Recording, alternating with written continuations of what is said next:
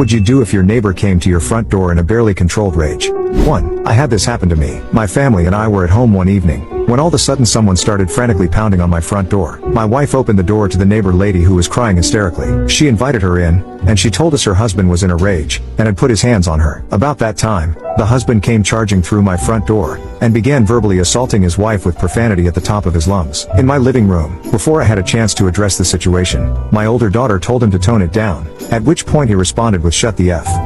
#K up, B hash, CH. The words barely left his lips before those lips were introduced to my fist. Turns out he had no interest in fighting another man. Once he found his feet, he was out my front door faster than he barged in. I'm sure most of the folks reading this will be disgusted with my actions. I don't care. What does matter to me, is the opinion of that man's wife. Years later, she thanked me, saying he never put his hands on her again. Not because he didn't want to, but because he was afraid she would run to my house. Fine by me. 2. Well, being a single old lady of 75